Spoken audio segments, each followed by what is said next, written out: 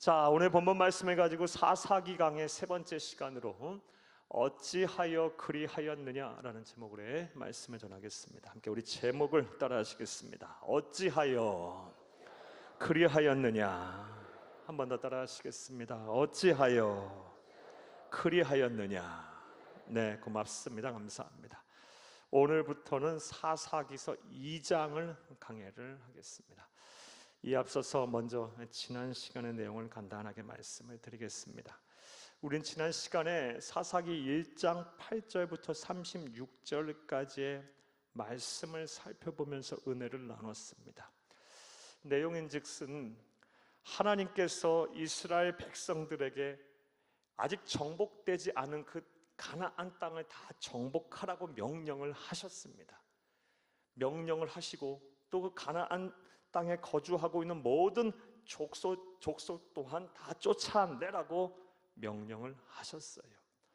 명령하신 것뿐만 아니라 약속도 하셨어요. 반드시 그 땅을 너희에게 주리라, 반드시 승리하게 하리라 라는 약속도 주셨어요.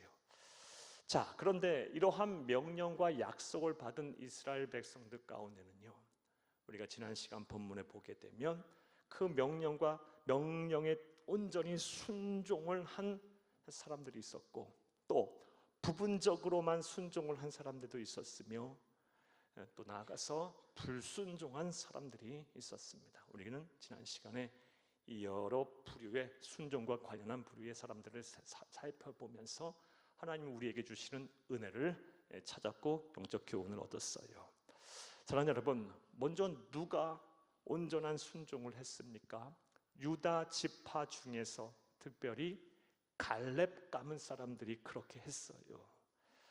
갈렙을 하나님께서는 갈렙에게 어느 지역을 점령하라 명령하셨습니까? 기럇세벨이라는 드빌이라는 곳, 당시에 책들의 도시라고 불렸던 난공불락의 행정도시, 그 사회 문화의 중심지였던 그 경계가 아주 삼엄했던 강력한 군대가 주둔했던 그 기럇세벨을 점령하라고 했고요. 이 갈렙은요, 이 하나님이 주신 명령에 따라서 온전한 순종을 했어요. 특별히 이 갈렙의 사위가 되는 온니엘이라는 사람이 하나님의 말씀에 온전히 순종했고, 그 하나님 명령에 따라 그 기럇세벨을 점령해 냅니다. 이후 하나님께서는 이렇게 온전한 순종을 한 온니엘에게 복을 주셔서 기럇세벨을 취했을 뿐만 아니라, 이후 우리가 사사기서를 보게 되면 이후에 이 메소포타미아의 리사 구사다임이라는 왕이 쳐들어와서 이스라엘 민족을 지배하고 이스라엘 민족을 아주 힘들게 하는데, 그때 민족을 구원할 제 첫 번째 사사로 하나님 온니엘을 세워 주셨어요. 이렇게 온전한 순종을 하는 사람, 하나님 반드시 그와 함께 하십니다. 순종이 기적을 낳는 법이고, 순종에도 순도가 중요해요. 온전한 순종을 할 때 하나님은 반드시 기적을 베푸셔서 여러분이 잘 되고, 여러분의 가정이 잘 되고, 또 여러분의 자녀들과 후손들이 잘 되는 복이 있게 될 것입니다. 이런 은혜와 복이 저와 여러분 가운데 충만하기를 간절히 주의 이름으로 축복합니다. 또 가나안 땅을 정복하고, 그리고 그 땅에 있는 모든 족속을 쫓아내라라는 이 명령을 순종을 했지만 부분적으로 순종한 사람들도 있었어요. 그들이 누구였습니까? 유다 지파 사람들 일부와 또 그들과 함께했던 베냐민, 시므온 지파 사람들이 그러했어요.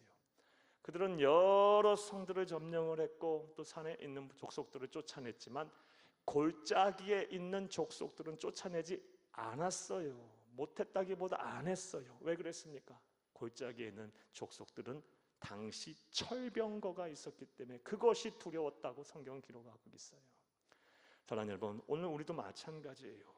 이렇게 금요 말씀 기도성회까지 와서 예배 드리시는 분들 가운데 하나님의 말씀에 순종해야 된다는 거 모르시는 분 어디 있습니까? 그래, 순종하지 않으시는 분들이 어디 있어요? 그런데 우리의 문제는 온전한 순종까지 대체로 못 가기 때문에 문제가 있는 거예요. 무엇 때문에요? 두려움 때문에. 이렇게 순종하면 잘못되지 않을까? 손해보지 않을까? 힘들지 않을까? 괴롭지 않을까? 어렵지 않을까? 사랑하는 여러분, 이 두려움을 물리쳐야 우리는 온전한 순종을 할 수 있는 것이고 하나님의 기적의 주인공이 될 수 있는 것입니다. 여러분, 두려움을 떨쳐버리세요. 하나님은 우리의 모든 문제보다 더 크고 위대하신 분이에요. 하나님은 우리의 모든 상황과 형편을 다 잘 아시는 분이에요. 우리보다 우리를 더 잘 아시고 우리보다 우리를 더 사랑하시는 분이에요. 이런 하나님이 우리와 함께 하신다고 말씀하고 계세요. 그 땅을 취하라 정복해라고 우리에게 약속하고 계세요. 하나님, 여러분, 두려움을 다 떨쳐버리고 온전한 순종에까지 이르시는 여러분 되기를 간절히 주의 이름으로 축복합니다. 나아가서 가나안 땅을 정복하고 그 땅에 있는 모든 족속들을 쫓아내라는 이 명령에 불순종한 사람들도 있었어요. 어떤 사람들이 그랬습니까? 가나안 땅의 북쪽 노른자 땅들을 분배받았던 대부분의 지파가 다 그랬어요. 에브라임 지파, 납달리 지파, 아세 지파 등등 다 그들이 하나님의 말씀에 불순종했어요. 심지어 이 여호수아 시대뿐만 아니라 여호수아 사후 사사기 시대까지 가장 이스라엘 사람들 가운데 가장 명문가라고 했던 요셉의 가문까지도 불순종했어요. 하나님의 명령에 불순종했어요. 그 불순종한 이유가 무엇입니까? 사랑하는 여러분, 그들이 불순종한 이유는 이 가나안 족속들을 쫓아내면 당장 눈앞에 있는 이익을 놓칠 것 같은 그런 걱정 때문에 그랬어요. 손해를 볼까 봐 이들을 쫓아내기보다는 이들을 노예로 부려서 우리가 종으로 부렸게 되면 우리의 큰 유익이 되지 않겠느냐라는 생각에 이 현실에 타협하여 하나님의 말씀에 불순종을 한 것입니다. 사랑하는 여러분, 오늘날 우리가 범하기 쉬운 죄가 바로 여기에 있어요. 우리가 불순종하기 쉬운 죄가 바로 여기에 있어요. 우리는 자꾸 타협을 해요. 하나님 이해하실 거야. 하나님 이 정도면 됐어. 세상 사는 법은 이렇게 살아야 돼. 교회 안에서 신앙생활하는 법이 따로 있고 교회 문 밖에서 우리가 세상을 사는 법은 따로 있어. 자꾸 타협을 해요. 사랑하는 여러분, 신앙은 타협이 아니라 하나님을 온전히 선택하는 거예요. 흙과 백이 이 중간인 회색지대가 없어요. 사랑하는 여러분, 오로지 하나님만을 잘 선택하세요. 하나님, 여러분, 그리할 때 비로소 우리는 온전한 순종할 수 있을 것, 하게 이렇게 될 것이며 하나님의 온전한 순종을 통해서 하나님이 일하실 줄로 믿습니다. 자, 여기까지가 지난 시간에 대한 말씀이었어요. 이제 오늘 본문 사사기서 2장 1절에서 5절 말씀을 강의하겠습니다. 하나님, 여러분, 오늘도 한 절 한 절 읽어가면서 하나님이 우리에게 주신 은혜를 찾겠어요. 큰의 시간 되기를 다시 한번 간절히 주의 이름으로 축복합니다. 먼저 1절을 함께 읽겠습니다. 여호와의 사자가 길갈에서부터 복임으로 올라와 말하되 내가 너희를 애굽에서 올라오게 하여 내가 너희의 조상들에게 맹세한 땅으로 들어가게 하였으며 또 내가 이르기를 내가 너희와 함께한 언약을 영원히 어기지 아니하리니. 아멘. 사랑하는 여러분, 이스라엘이 하나님과 맺은 언약과는 달리 가나안 땅을 온전히 정복하지도 않고 또 그곳에 거주했던 주민들을 쫓아내지도 않았으며 그들의 우상을 섬기자 여호와의 사자가 길갈에서부터 복임으로 올라왔어요. 그리고 말씀을 하였어요. 자, 그렇다면 여기서 말하는 이 길갈에서부터 복임으로 올라와 말한 여호와의 사자는 누구를 말하는 걸까요? 누구일까요? 대부분의 성서 신학자들과 강해 설교자들, 저 또한 동의해요. 여기서 말하는 여호와의 사자는 우리 주 예수 그리스도, 성자 우리 주 예수 그리스도를 말합니다. 사랑하는 여러분, 우리 주 예수 그리스도께서 길갈에서부터 복임으로 올라와 이스라엘 백성들에게 말씀하셨어요. 하나님과의 맺은 언약과는 달리 불순종하고 하나님의 명령을 어겼던 그 이스라엘 백성들 앞에 나타나셔서 길갈에서부터 복임으로 올라와 말씀하신 분은 바로 우리 주 예수 그리스도이십니다.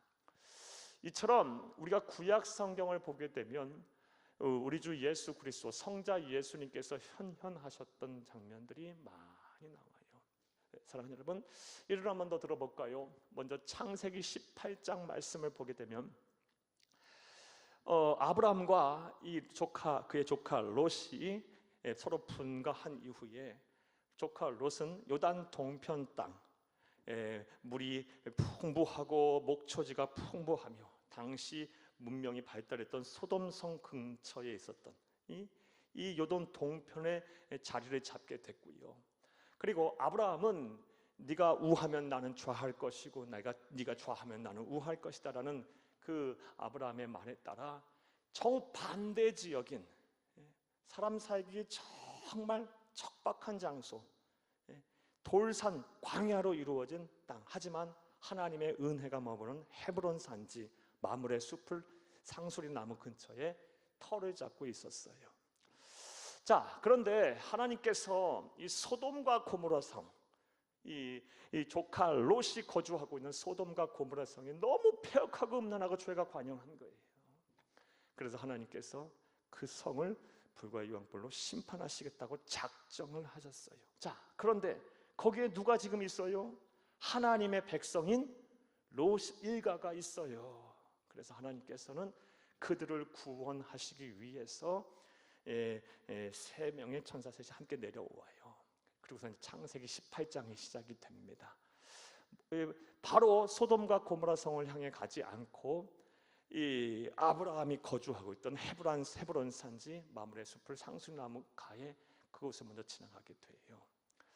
자, 그때 이 마므레 숲을 상수나무 밑에 누가 앉아 있었냐? 아브라함이 앉아 있었어요.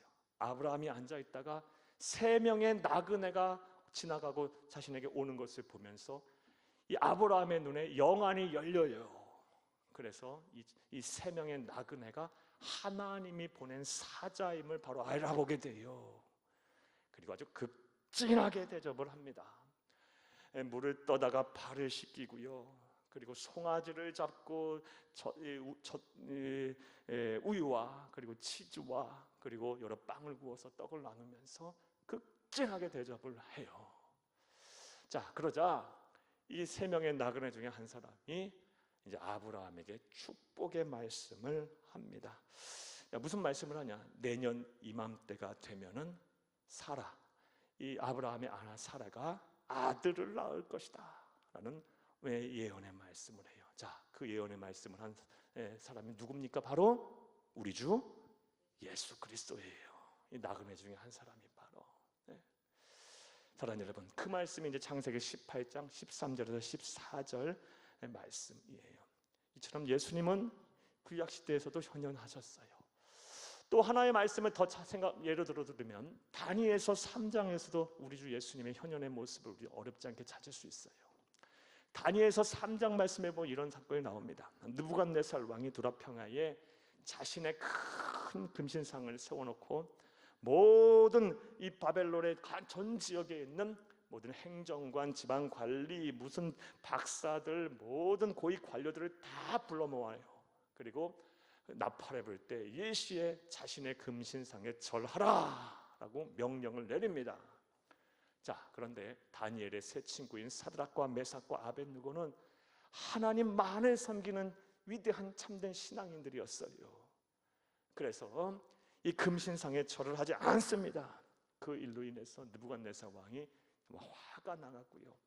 풀무불에 이 다니엘의 세 친구인 사드락과 메삭과 아벳느고를 집어 던지는데 평소보다 무려 7배를 뜨겁게 해서 집어 던져요. 자, 그런데 놀라운 기적이 일어나요. 분명 이 세 명의 사람들을 이 풀무불에 집어 던졌는데 느부갓네살 왕이 이렇게 쳐다보니까 4명이 돌아다니는 거예요. 그리고 한 사람은 마치 신의 아들과 같았더라, 신들의 아들과 같았더라라는 말씀이 있어요. 이 말씀을 한번 볼까요? 다니엘서 3장 25절을 함께 읽겠습니다.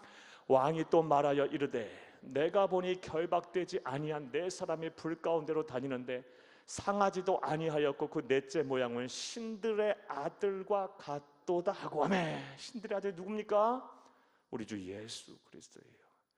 이처럼 예수님은요, 구약 시대에서도 종종 이 세상에 오셔서 하나님의 백성들을 때로는 위로하시고 도와주시고 그들의 생명을 구원하시고 그들의 필요를 채워주시고 무엇보다 그들에게 큰 힘을 주셨어요. 두려움 속에 있는 자들을 소망을 주시고 담대하게 하셨어요. 우리 예수님의 사역이에요. 이것이 왜 중요하냐? 사랑하는 여러분, 오늘날 많은 사람들이 다음과 같은 착각을 해요. 구약 시대에는요, 우리 성부 하나님이 일하셨던 시대라고 생각을 하고, 우리 주 예수님께서 초림하신 그러고 나서 그 순간에는 성자 예수님의 시대라고 생각을 하며, 우리 주 예수 그리스도께서 부활하고 승천하신 이유는 오로지 성령의 시대만, 성령께서 역사하는 시대라고 이렇게 세대주의적으로 이 성부, 성자, 성령 하나님의 사역을 나누어 생각하는, 잘못된 생각을 하는 사람들이 많아요. 여러분 유튜브 상이나 아니면 온라인상에서 이렇게 해석하고 잘못 하나님의 말씀, 하나님을 이해하시는 분들도 많아요. 여러분 그렇지 않아요. 성부, 성자, 성령 하나님은요, 창세전부터 늘 함께 하셨고, 구약 시대에도 성부, 성자, 성령 하나님은 함께 사역을 하셨고요, 우리 주 예수 그리스도께서 소림하셨을 때도 함께 하셨고요, 지금도 함께 하심을 믿으시기를 간절히 주의 이름으로 축복합니다. 우리가 하나님에 대해서 바로 알고 바로 믿고 바로 전해야 돼요. 이것은 우리 주 예수님의 말씀을 통해서도 우리가 잘 알 수 있습니다. 요한복음 8장 56, 58절을 함께 보겠습니다. 너희 조상 아브라함은 나의 때 볼 것을 즐거워하다가 보고 기뻐하였느니라. 유대인들이 이르되 네가 아직 50세도 못 되었는데 아브라함을 보았느냐? 예수께서 이르시되 진실로 진실로 너희에게 이르노니 아브라함이 나기 전부터 내가 있느니라 하시니. 아멘. 사랑하는 여러분, 아브라함도 누구를 봤어요? 예수를 본 거예요. 아브라함도 어떻게 구원을 받았어요? 예수를 그리스도로 믿고 구원을 받은 겁니다. 사랑하는 여러분, 아브라함 시대나 율법 시대나 예수님이 이 세상에 오시기 이전 사람들이나 예수님 오시고 나서 이후의 사람들이나 예수님 다시 이 시대 어느 시대든 상관없이 우리가 예수를 그리스도를 믿는 믿음으로 구원을 받는 거예요. 사랑하는 여러분, 아브라함도 우리 주 예수를 만났고요, 우리 주 예수를 믿었던 거예요. 성부, 성자, 성령 삼위일체 하나님은요, 창세전부터 함께 하셨고 함께 천하우주 만물을 창조하셨으며 함께 모든 인류의 역사를 주관하셨고 지금도 하시고 앞으로도 하실 줄 믿으시기를 간절히 주의 이름으로 축복합니다. 축복합니다. 자, 다시 오늘 본문 말씀으로 돌아가 볼게요. 사랑하는 여러분, 이스라엘 백성들이 하나님과 맺은 언약과는 달리 가나안 땅의 주민들을 쫓아내지 않고 그들이 섬기는 우상을 섬기자, 사랑하는 여러분, 길갈에서부터 보기므로까지 여호와의 사자가 길갈에서부터 보기므로 올라와서 말을 하였어요. 올라온 여호와의 사자가 누굽니까? 우리 주 예수님이에요. 자, 그렇다면 우리가 이 1절에서 또 중요하게 해석을 해야 될 또 하나의 의미가 또 하나, 해석이 하나 해야 될 것이 하나 더 있어요. 사랑하는 여러분, 그렇다면 여호와의 사자, 즉 우리 주 예수 그리스도께서 길갈에서부터 복임으로 올라오셨다라는 그 말의 의미는 무엇일까요? 사랑하는 여러분, 예수님은 영적인 존재예요. 길갈에서도 계실 수 있으시고 또 복임에서도 계실 수 있었는데 왜 이 사사기로 기록한 성서 기자는 여호와의 사자가 길갈에서부터 복임으로 올라왔다라고 이렇게 성경을 표현하고 기록을 하고 있을까요? 이 말의 의미가 무엇일까요? 이 말은 이런 뜻이에요. 여호와의 사자, 즉 우리 주 예수 그리스도께서 길갈에서도 함께 하셨었고 지금 복임에서도 함께 하신다라는 뜻이에요. 자, 그럼 길갈에서 누구와 함께 하셨을까요? 바로 여호수아와 함께 하셨었어요. 길갈은 가나안, 우리가 살펴보았듯이 이미 7년의 가나안 정복 전쟁 하는 기간 내내 길갈은 이스라엘 백성들의 어떻게 보면 지휘본부와 같았어요. 모든 정치, 경제, 사회, 문화 다가 그 안에서 이 길갈이라는 곳에 여호수아를 중심으로 이루었던 장소가 바로 길갈이에요. 그리고 지금 여호수아의 사후예요. 그러니까 하나님은 여호수아와 함께 하시고 그 이전의 사람들과도 함께 하셨고 지금 다시 이제 복임에서도 올라오셔서 하나님은 지금도 함께 하시는 분이시라는 사실이에요.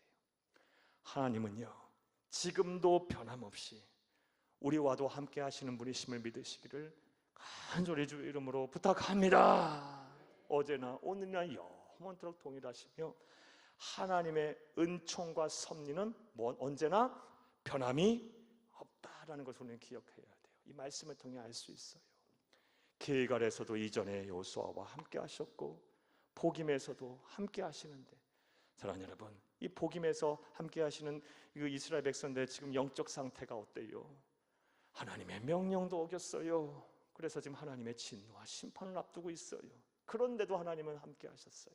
예수 그리스도께서 친히 오셔서 지금도 우리와 함께 하세요.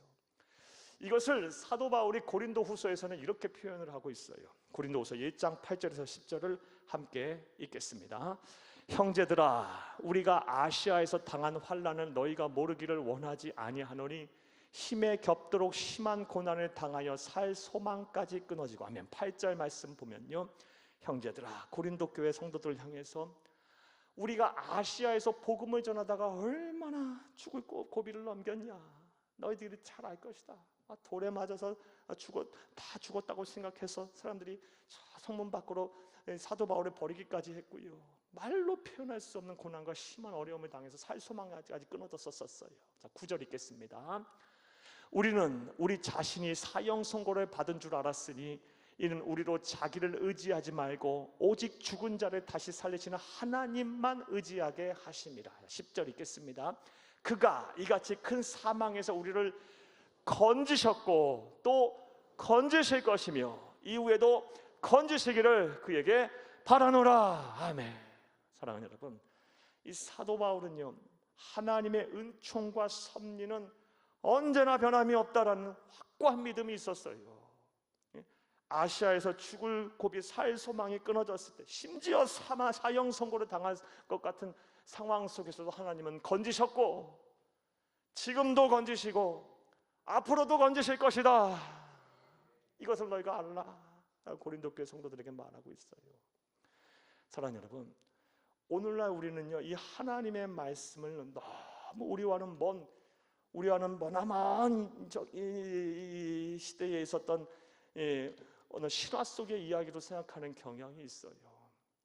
이 성경 속에서 하나님의 기적을 체험하고 하나님의 도우심을 받은 사람들은 그때의 그 시절에 하나님의 도우심과 일하심을 속에 그런 은혜를 받은 사람이고, 지금 나와가는 전혀 상관이 없는 머나먼 적의 이야기라고 생각하는 경향이 있어요. 그래서 하나님이 내게는 왜 이렇게 멀리 계시냐, 하나님은 내게서 왜 이렇게 멀리만 계시는 것이냐라고 생각하는 분들이 참 많아요. 여러분들 어때요?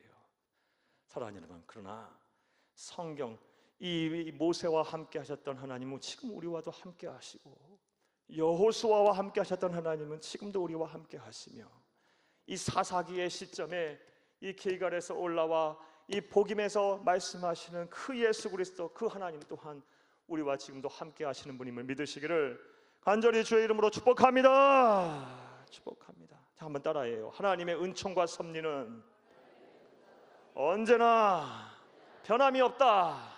한 번 더 따라해요. 하나님의 은총과 섭리는 언제나 변함이 없다.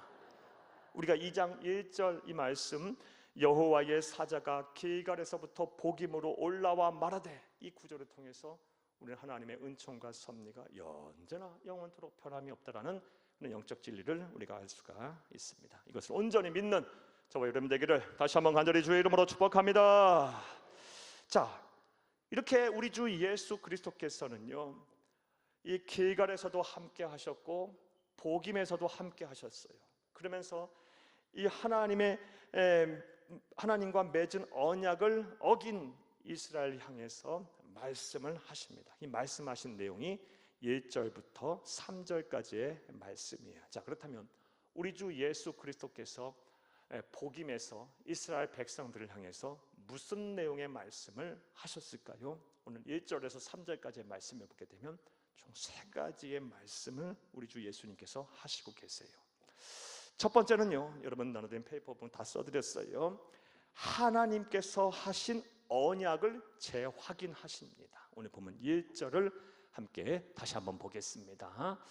여호와의 사자가 길갈에서부터 복임으로 올라와 말하되 내가 너희를 애굽에서 올라오게 하여 내가 너희의 조상들에게 맹세한 땅으로 들어가게 하였으며 또 내가 이르기를 내가 너희와 함께한 언약을 영원히 어기지 아니하리니. 아멘. 아멘. 가나안 땅을 너희들에게 다 줄 거라고, 줄 것이다. 이미 너희 조상들에게 다 언약을 했다, 맹세했다 하면서 다시 그 언약을 재확인하세요. 누가? 우리 주 예수님께서요. 사랑하는 여러분, 이를 통해서 우리는 언약하신 것을 하나님은 반드시 이행하시는 분임을 알 수가 있어요. 하나님은요, 약속하신 것을 반드시 지키시는 분이에요. 이와 관련한 말씀도 보겠어요. 민수기서 23장 19절을 함께 보겠습니다. 하나님은 사람이 아니시니 거짓말을 하지 않으시고 인생이 아니시니 후회가 없으시도다. 어찌 그 말씀하신 바를 행하지 않으시며 하신 말씀은 실행하지 않으시랴. 아멘. 사랑하는 여러분, 하나님의 이 언약의 말씀이 믿어지지 아니하시는 분들, 이 말씀 외우세요. 민수기서 23장 19절. 그래서 자꾸 현실의 벽에 부닥쳐서 마음이 무너지고 생각이 무너지고 하나님이 주신 비전을 자꾸 그냥 비전을 자꾸 다 꺾어버리고 하나님 주신 꿈을 다 잊어버리고 이러신 분들 계신다면 이 말씀 외우세요. 하나님은 사람이 아니시니 거짓말하지 않으시고 인생이 아니시니 후회가 없으시도다. 어찌 그 말씀하신 바를 행하지 아니하시며 하신 말씀은 실행하지 않으시랴. 반드시 나는 내가 너에게 약속한 것 반드시 지킨다. 사랑하는 여러분, 우리는 이 하나님의 언약의 말씀을 많이 갖고 있어요. 이 하나님의 언약의 말씀을 우리가 보고 읽고 듣고 공부하고 묵상하며 가까이 하면서 이 수많은 믿음의 사람들에게 하셨던 언약의 말씀, 그리고 직접 말씀하신 이 언약의 말씀을 내게 하신 언약의 말씀으로 붙드세요. 그리고 내게 하신 언약, 나와 맺은 언약이라고 믿으세요. 그리고 신앙의 자리, 사명의 자리, 교회 자리, 가정의 자리 잘 지키세요. 그리하면 언약하신 거 반드시 하나님은 지키시는 분이에요. 거짓말을 아니하신다 그랬어요. 인생이 아니시니 후회도 아니하신다 그러셨어요. 반드시 말씀하신 것을 행하고 지키신다고 약속하셨어요. 이것을 온전히 믿는 저와 여러분 되기를 간절히 주의 이름으로 축복합니다. 자, 그렇다면 왜 하나님께서는 이렇게 언약하신 것을 반드시 지키실까요? 물론 하나님의 신실성, 하나님의 속성에 그러하기도 해요. 그런데 이 구약에서 말하는, 이 성경에서 말하는 이 하나님의 백성과의 언약의 의미를 우리가 이해하면요, 더 우리가 정확하게 이 하나님께서 그 언약을 왜 그토록 지키시는지를 잘 이해할 수 있어요. 사랑하는 여러분, 성경에서 하나님과 하나님의 백성이 맺는 언약, 하나님은 어떻게 생각하시냐? 이 언약의 의미를요, 결속으로 생각하세요. 어떤 결속? 부모와 자녀 간에 맺는 결속이라고 생각하세요. 이 언약을요. 사랑하는 여러분, 부모와 자녀 간에 맺는 결속, 결속은요, 누구 하나가 죽어야 끝나는 결속이에요. 그렇죠? 아무리 자녀가 속이 썩어도 부모가 어떻게 자녀를 버려요, 여러분? 부모가 아무리 마음에 안 들더라도 어떻게 자녀가 부모하고 갈라설 수가 있어요, 여러분? 요즘 뭐 그런 분들도 있다 하지만 또 그게 그렇다고 마음이 편하겠어요? 이거는 끊어질 수가 없는 거예요. 죽어야 끝나는 거예요, 어느 한쪽이. 하나님은요, 하나님과 우리와의 언약을 그런 결속으로 이해하고 계세요. 부모와 자녀 간에 맺은 결속으로 이해하고 계세요. 따라서 하나님은 절대로 우리를 안 버립니다. 못 버리세요. 예. 아무리 자녀가 속을 썩여도 그 자녀를 위해서 눈물 뿌려 기도하는 게 우리의 모습이고, 많은 거 주어야 됐지만 더 내가 넉넉하지 못해서, 더 여유롭지 못해서, 주지 못해서 늘 미안한 게 우리 부모 마음인 거고, 자녀 입장에서 똑같아요. 부모가 마음에 안 들어도요, 그래도 부모인데 어떡해요? 예. 그게 또 부모와 자녀와의 관계인 거예요. 하나님은 저와 여러분을 절대로 안 버리세요. 그렇게 이해를 하고 계세요. 그러니 하나님께서 우리에게 복을 주시겠다고 약속하신 말씀들을 어떻게 어기시겠어요? 반드시 하나님은 그 말씀을 이행하세요. 이것을 온전히 믿으시기를 간절히 바랍니다. 자, 그래서 이 하나님과의 언약을 어긴 이스라엘 백성들을 향해서 우리 주 예수님께서 친히 복임으로 올라오셔서 다시금 그 언약을 재확인해 주고 계신 거예요. 첫 번째로 말씀을 하시되 그 말씀이 1절이었어요. 자, 또 우리 주 예수님께서 복임으로 올라오셔서 또 하신 말씀 두 번째 내용은 무엇일까요? 언약을 어긴 이스라엘을 책망하십니다. 자, 2절을 함께 보겠습니다. 너희는 이 땅의 주민과 언약을 맺지 말며 그들의 제단을 헐라하였거늘 너희가 내 목소리를 듣지 아니하였으니 어찌하여 그리하였느냐? 어찌하여 그리하였느냐? 사랑하는 여러분이 어찌하여 그리하였느냐라는 이 하나님의 말씀 속에는요 참 많은 중의적인 표현인데 의미가 내포되어 있어요. 우리를 향한 미움의 감정에서 그렇게 말씀하신 걸까요? 아니에요. 이건 여러분 이 표현을 우리가 이해한다면 하나님 아버지의 마음이 우리가 이해할 수 있는 거예요. 어찌하여 그리하였느냐? 하나님 아버지는 너무 마음 아파하시는 거예요. 요즘은 부모가 자녀를 체벌해서도 안 되지만요, 만약에 이렇게 하면서 가정을 한번 해봐요. 자녀가 자꾸 그릇된 길로 가요. 어린 자녀가요. 그러면 부모가 어떻게 해요? 자녀의 종아리를 걷어서 종아리를 때려요. 매로 때려요. 자, 가서 시퍼렇게 멍이 들어요. 그러면 그렇게 종아리를 때린 부모의 마음은 어떻겠어요? 아, 이제 됐다. 이놈 새끼 잘 됐다 하면서 밥도 잘 드시고 잠도 잘 주무십니까? 그런 부모가 어디 있어요? 그런 철없는 부모가요. 자녀의 종아리에 멍이 들면요 부모의 마음엔 피멍이 드는 거예요. 여러분, 자녀의 눈에 눈물을 흘릴 때는 부모의 눈에서는요 피눈물이 나는 거고요. 여러분 아시잖아요. 다 공감하시잖아요. 하나님 아버지 똑같은 마음인 거예요. 어찌하여 너희가 그리하였느냐? 어찌하여 내가 너희들에게 가나안 땅을 정복하라고 말씀하지 않았느냐? 거기 있는 거주민들을 다 쫓아내라 하지 않았느냐? 그 준다고 약속까지 하지 않았느냐? 그런데 왜 어찌하여 두려워하느냐? 어찌하여 자꾸 세상과 타협하느냐? 왜 나를 믿지 못하느냐? 하면서 우리 하나님 아버지께서 막 마음 아파하시며 책망하셔요. 오늘 저와 여러분에게도 이런 책망을 하나님께서 하실까 걱정이에요. 사랑하는 여러분, 오늘 이 말씀을 듣고 여러분의 마음에 하나님의 음성을 들으시는 분들 계시다면 회개하세요. 그리고 다시 여호와 하나님 앞에 돌아오기를 간절히 주의 이름으로 축복합니다. 그들이 왜 하나님의 말씀에 불순종했는지는 지난 시간에 말씀 통해서 이미 서두에서 말씀드렸어요. 그들은 철병거를 가진 그 민족이 때문에, 그 두려움 때문에 그랬고요. 사랑하는 여러분, 쫓아내지 못한 것이 아니라 안 한 거예요. 세상과 타협을 한 거예요. 현실의 이익에 취해서 하나님을 버린 거예요. 당장 내 눈앞에 있는 돈이 중요하고 재물이 중요하고 사람이 중요하다고 생각한 거예요. 눈에 보이지 않는 하나님을 뒷전에 밀어놓은 거예요. 사랑하는 여러분, 세상과 타협을 해서 하나님의 불순종한 거예요. 하나님이 마음 아파하시면서 어찌하여 그리하였느냐? 어찌하여 그리하였느냐? 우리 주 예수님께서 복임에 올라와서 이스라엘 백성들에게 말하셨어요. 이게 두 번째 내용입니다. 2절이었어요.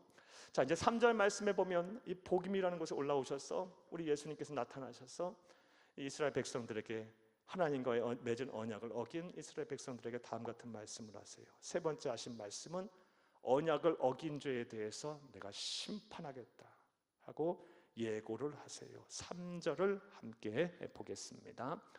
그러므로 내가 또 말하기를 내가 그들을 너희 앞에서 쫓아내지 아니하리니 그들이 너희 옆구리에 가시가 될 것이며 그들의 신들이 너희에게 올무가 되리라 하였노라. 아멘. 하나님이 내리신 심판은 뭡니까? 내가 그들을 너희 앞에서 쫓아내지 아니하겠다는 게 하나님의 심판이에요. 그래서 어떻게 되게 하겠다? 너희 옆구리에 가시가 되게 할 것이고 그들의 신들이 너희의 올무가 돼서 두고 그것 때문에 괴로워할 것이고 그것 때문에 힘들어할 것이며 고통을 받게 될 거다. 이게 하나님이 내린 심판의 예고예요. 이를 통해서 우리는 하나님은 사랑이시지만 지은 죄에 대해서는 반드시 심판하신 공의하심을 우리는 분명히 알 수 있어요. 하나님 여러분, 하나님은 정말 정확하신 분이에요. 하나님 앞에서는 요행을 우리가 바라면 안 돼요.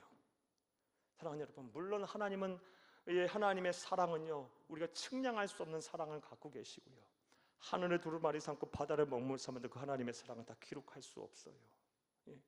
근데 그것은 우리가 하나님의 은혜를 바라고 구하는 마음에서 이해를 해야 하는 것이고요, 하나님의 또 다른 속성은 지은 죄 행한 대로 보응하신다는 분이시라는 것을 우리 잊지 말아야 돼요. 하나님은 무서운 분이에요.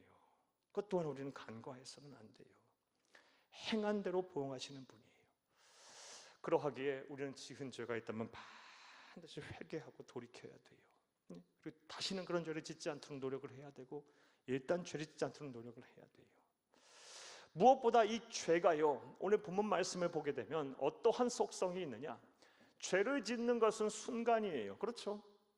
하지만 이 죄의 결과는요, 두고두고 우리의 인생의 가시가 되고요, 옆구리의 가시가 되고, 두고두고 우리의 발목을 잡는 올무가 돼요. 실제로 여러분들 그런지 모르겠지만 우리 성도님들 가운데 우리 주변에 그런 분들 얼마나 많아요. 순간의 실수, 한순간의 실수로 인해서 평생을 그 실수로 인해서 고통받고 어려워하고 계신 분들, 얼마나 고통 속에 계신 분들 얼마나 많습니까? 그러므로 우리는 죄짓지 않게 노력을 해야 돼요. 순간의 잘못과 순간의 잘못된 선택으로 인해서 나뿐만이 아니라 그냥 온 가족까지, 그리고 많은 사랑하는 사람들까지 피해를 입히고, 두고 그냥 그것이 옆구리에 가시가 되고, 인생의 발목을 잡는 올무가 돼서 힘들고 어려운 사람들이 참 많아요. 그러하기에 우리는 죄는 모양이라도 버려야 할 줄로 믿습니다. 자, 그렇다면 또 생각을 해보겠어요. 우리가 이런 죄를 짓지 아니하려면 우리 그리스도인들이 어떻게 하면 될까요? 이에 대한 참 많은 말씀을 드릴 수 있겠지만 간단하게 좀 정리 한번 해볼게요. 우리가 일단 이런 죄를 짓지 아니하려면 우리 그리스도인들은 어떻게 해야 할까요? 성경에서는 먼저, 사랑하는 여러분, 욕심을 버려야 한다라고 말을 하고 있어요. 그리고 이 욕심에도 여러 가지 종류가 있어요. 자, 먼저 이 욕심, 우리가 죄를 짓지 않도록 버려야 될 욕심에 대해서 한번 생각해 보겠어요. 요한일서 2장 16절을 함께 보겠습니다. 이는 세상에 있는 모든 것이 육신의 정욕과 안목의 정욕과 이생의 자랑이니 다 아버지께로부터 온 것이 아니요 세상으로부터 온 것이라. 아멘. 16절 가만히 떠보세요. 우리가 죄짓지 아니하려면 먼저 욕심을 버려야 하는데요, 이건 하나님 아버지께로부터 온 것이 아니고 세상으로부터, 여기 세상은 사탄 마귀를 말해요. 사탄 마귀로부터 온 거예요. 자, 어떤 욕심을 우리가 버려야 하냐? 먼저 육신의 정욕을 버려야, 이것을 잘 제어해야 우리는 죄짓지 않습니다. 여기서 말하는 육신의 정욕은요, 인간이 가진 가장 근본적이고 기본적인 욕구예요.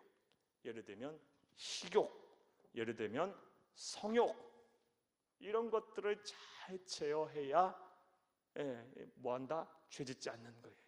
또 어떤 욕심을 잘 제어해야 우리가 죄짓지 않느냐? 안목의 정욕을 우리가 잘 제어해야, 이런 욕심을 버려야 죄짓지 않아요. 그래서 안목의 정욕이 무엇입니까?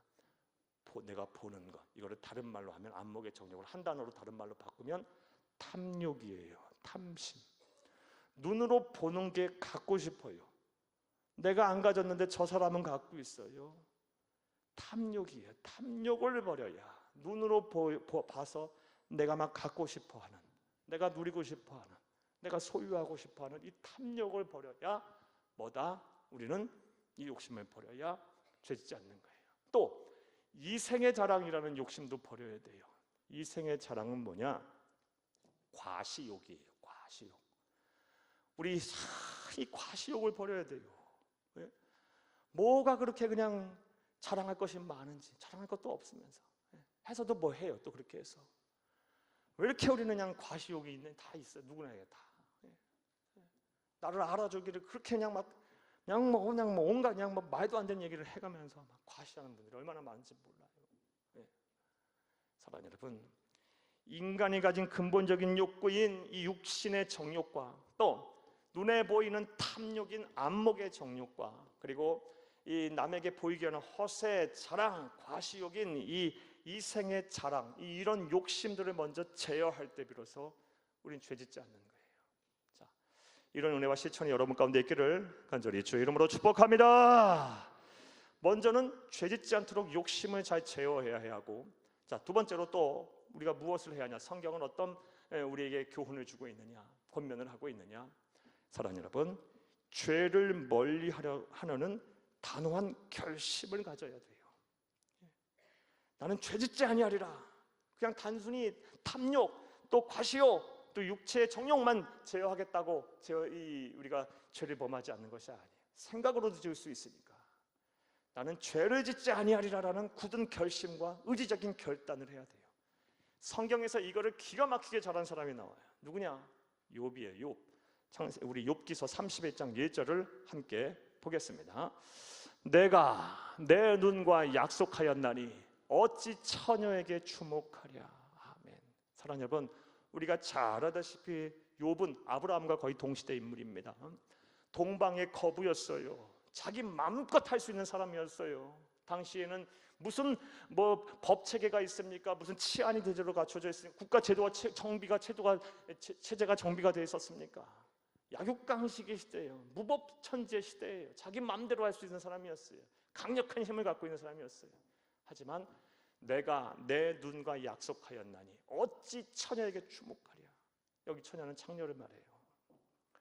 사랑하는 여러분, 욥은요 하나님 앞에 거룩하게 살겠다고 의지적인 결단을 한 거예요.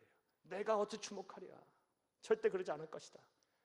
이렇게 살았으니 하나님께서 욥을 평가하기를 그는 경건하고 온전하며 나를 경외하며 악에서 떠난 자였다. 이 얘기를 무려 욥기서 1장 2절에 무려 3번이나 반복하고 있죠. 사랑하는 여러분, 저와 여러분 또한 죄 앞에서 단호한 태도를 취할 수 있기를 간절히 주의 이름으로 축복합니다. 자, 그렇게 죄를 이기려고 노력을 발버둥 쳐가면서 해야 합니다. 자, 그런데 그래도 안 되는 게 또 우리의 인간의 나약함이에요. 하나님의 나라 가는 그날까지 참 우리의 이 죄의 부패성으로 인해서 기인한 이 인간의 나약함은 사라지지가 않아요. 경건하게 살고 싶으나 마음은 원이로 이 행동이 뒤떨어지질 않아요. 실천이 안 돼. 그럴 때는 우리는 누구에게 의지해야 합니까? 보혜사 성령님께 의지해야 돼요. 우리 주 예수님께서 그래서 보혜사 성령님을 너에게 보내주는 건 내게 유익이다 말씀하셨어요. 우리 요한복음 16장 7절에서 8절을 함께 보겠습니다. 그러나 내가 너희에게 실상을 말하노니 내가 떠나가는 것이 너희에게 유익이라. 내가 떠나가지 아니하면 보혜사가 너희에게 오시지 아니할 것이요 내가 가면 내가 그를 너희에게 보내리니 그가 와서 죄에 대하여 의에 대하여 심판에 대하여 세상을 책망하리라. 아멘. 보혜사, 돕는 영이죠. 돕는 영, 돕는 영이란 뜻이고, 파라클레이토스, 파라는 헬라어로 하면 뭐뭐 옆에서, 내가 옆에서 나와 함께하면 나를 부를 때 나를 함께 그 부름에 화답해 주신다는 뜻이에요. 내 옆에서 나와 함께 항상 하시는 분이 성령님이에요. 근데 그분이 와서 뭐 한다? 죄를 이기게 하시고 의롭게 살게 하시고 심판에 대하여 말씀하시면서 깨닫게 하시면서 세상에서 이기게 하신다는 말씀이에요. 사랑하는 여러분, 그래서 우리는 성령님의 도우심과 간구를 날마다 구해야 돼요. 결국 성령 충만이 답인 거예요. 부디 사랑하는 여러분, 죄를 짓지 않도록 이 욕심을 잘 제어하시고, 그리고 죄의 유혹 앞에 단호한 태도를 취하시고, 그래도 나약해서 쓰러지고 무너질 때는 보혜사 성령님을 부르세요. 그의 도우심을 구하세요. 그래서 거룩한 성도로서 사는 여러분 되기를 간절히 주의 이름으로 축복합니다. 자, 우리 주 예수님께서 이 하나님과의 언약을 어긴 이스라엘 백성들 앞에 나타나셨어요. 어디에서? 복임에서 나타나셔서 세 가지의 말씀을 하셨어요. 첫 번째 말씀은 과거 그들의 조상들과 했던 언약을 재확인하셨어요. 그 다음에 언약을 어긴 이스라엘 백성들을 책망하셨습니다. 나아가서 죄를 지은 그들에 대한 심판을 예고하셨어요. 자, 이런 우리 주 예수 그리스도의 말씀을 들은 이스라엘 백성들은 그 이후에 어떻게 행동을 했을까요? 그 말씀이 4절에서 5절입니다. 4절 5절 함께 보겠습니다. 여호와의 사자가 이스라엘 모든 자손에게 이 말씀을 이르매 백성이 소리를 높여 운지라. 그러므로 그것을 이름하여 복임이라 하고 그들이 거기서 여호와께 제사를 드렸더라. 아멘. 두 가지의 행위가 나옵니다. 백성이 소리를 높여 운지라. 또 하나 5절에서 여호와께 제사를 드렸더라. 두 가지 나와요. 자, 언뜻 보면요, 그들은 참회하고 돌이켜 회개하고 여호와께로 돌아온 것 같아요. 자, 그런데 그들의 이런 참회와 회개와 예배가 정말 하나님께 돌아온 진정한 참회와 회개와 예배였을까요? 이후의 말씀을 보면 그렇지 않았음을 알 수 있어요. 11절, 사사기 2장 11절을 함께 보겠습니다. 이스라엘 자손이 여호와의 목전에 악을 행하여 바알들을 섬기며, 그러니까요, 그들의 참회와 그들의 예배는요, 일시적인 감정의 뉘우침이었던 거예요. 사랑하는 여러분, 우리도 마찬가지예요. 우리가 얼마나 악하면, 사랑하는 여러분, 악하다고 이렇게 하나님 회개하라라는 말씀을 선포하면 여러분 회개 안 하실 분이 어디 있어요? 그런 사람들이 어디 있겠어요? 대부분 정말 악한 사람, 불신자들은 안 할지 모르겠지만 이 말씀 들으시는 분들 간에 그런 분들 없을 거예요, 대체로. 그래도 막 마음이 아프고 마음이 막 상하고 회개해야지 막 감정이 요동치실 거예요. 자, 그런데 참된 회개는 거기에 머물르면 안 되는 거예요. 내 감정의 뉘우침, 감정의 요동침, 거기에서만 머물르면 안 돼요. 근데 이스라엘 백성은 거기까지밖에 안 갔던 거예요. 또 하나 그들은 의식적으로 제사를 드린 거예요. 하나님께 제사를 드렸더라. 그리고 습관적으로 신앙생활을 해버린 거예요. 만약 진정 그들이 참된 회개를 했다면요, 뭐 해야 합니까? 가나안 족속 쫓아내야죠. 명령을 다시 지켜내야죠. 하나님과의 맺은 언약을 준행해야죠. 모든 우상들을 다 허물어야죠. 그리고 하나님 앞에 돌아와야죠. 이게 참된 회개예요. 요엘 선지자는 이걸 이렇게 표현해요. 사랑하는 여러분, 요엘서 2장 13절을 함께 읽겠습니다.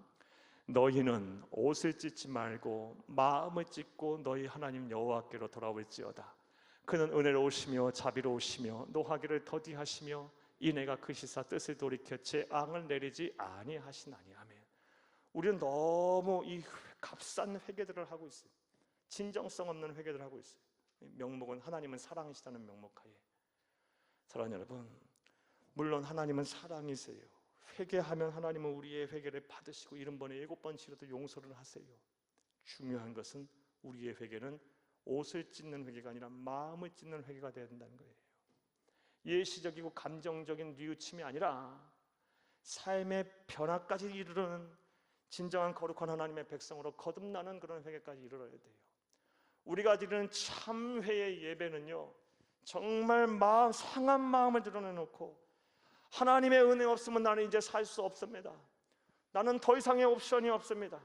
이 나의 추악하고 거짓되고 나의 부족한 나의 모습들 하나님이 채우셔야 하고 하나님이 회복시키셔야 하고 하나님이 어루만지시지 아니하면 나는 살 길이 없습니다 하고 통탄하며 눈물을 흘리는 예배가 되어야 하며, 습관적인 신앙에 따라 드리는 예배 안 드리면 뭔가 안 한 것 같고 뭔가 한 주간에 껄껄하고 뭔가 빼먹은 것 같고, 단순히 이렇게 신한 습관적인 신앙이 아니라 정말 하나님의 은혜가 사모하고 그 은혜가 너무 고마워서 그 사모하는 심령으로 찾아와서 기도하고 다시는 그렇게 살지 않겠습니다. 자복하는 이 진정성 있는 신앙, 여기까지 이를 때 비로소 그것이 바로 마음을 찢는 회개임을 믿으시기를 간절히 주의 이름으로 축복합니다.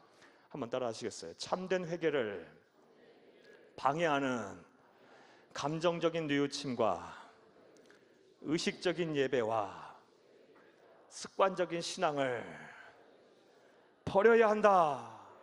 사랑하는 여러분, 오늘 저와 여러분이 들어야 할 하나님의 음성이에요. 이스라엘 백성들이 이거 안 했어요. 심지어 우리 주 예수님께서 오셔가지고 이런 말씀까지 하셨는데요. 그래서 이후에 전개되는 말씀을 보게 되면 그들은 말로 표현할 수 없는 그런 고난을 당합니다. 하나님의 심판을 받아요. 하나님은 역사의 주관자이시기에 수많은 이민족들을 끌어들이셔서 사용하셔서 그들을 치셨어요. 그리고 그들을 깨닫게 하셨고요. 또 그런 과정에서 사사라는 이 구원자들, 하나님의 이 사자들을 선택하셔서 그들로 하여금 민족을 구원하게 하셨고요. 그런데 또 반복해서 하나님을 떠나고 또 하나님의 구원을 보고 이런 일이 계속 반복되는 것이, 무려 12번에 의해서 반복되는 것이 바로 사사기서의 내용이에요. 사랑하는 여러분, 저와 여러분이 이제 남은 생애를 어떻게 살아야 할 것인가 하나님 우리에게 묻고 계세요. 사랑하는 여러분, 어떻게 사시겠습니까? 하나님께서 명령하신 거 반드시 지키시고 순종하시는, 온전한 순종에 이르시는 여러분들 되길 바랍니다. 하나님은 우리에게 명령만 하시는 분이 아니에요. 수많은 언약의 말씀을 주셨어요. 하나님의 말씀은 이 성경을 보면서 여러분이 붙잡아야 될 하나님의 언약을 여러분에게 주신 하나님의 말씀으로 붙잡고 그 언약이 이루어지는 날까지 잘 참고 견디세요. 하나님은 반드시 약속하신 것 지키시는 분이에요. 하나님 아버지와 하나님과 우리와의 언약은요, 부모와 자녀과의 언약보다 더 단단한 결속력을 가진 언약이에요. 육신의 부모도 자녀를 못 버리고 육신의 자녀도 부모를 버리지 못하는데 하물며 그 사랑, 육신의 부모의 사랑을 초월하는 하나님의 사랑, 어떻게 우리를 버리시겠어요? 반드시 약속하신 거 지키실 거예요. 잘 참고 견디시며 두려워 마시고 세상과 타협하지 마세요. 사랑하는 여러분, 하지만 우리가 언약을 어겼을 때는 하나님은 또 심판하시는 공의 하나님이심을 잊지 마세요. 죄를 짓지 않도록 노력을 하세요. 욕심을 제어해야 합니다. 그리고 사랑하는 여러분, 단호한 태도를 취해야 되고 보혜사 성령님을 의지해야 돼요. 사랑하는 여러분, 그러나 그럼에도 불구하고 우리가 죄를 졌을 때는 회개를 해야 할 텐데 진정성 있는 참된 회개를 해야 합니다. 옷을 찢는 회개가 아닌 마음을 찢는 회개가 돼야 돼요. 일시적인 감정적인 뉘우침에 휘둘리는 회개가 아니고 의식적인 예배가 아니며 습관에 따라 하는 신앙이 아닌 하나님께서 정말 기뻐 받으시며 흡족하시며 하게 생각하며 우리를 끌어안으시는 그런 참된 회개를 하시기를 간절히 주의 이름으로 부탁합니다. 축복합니다.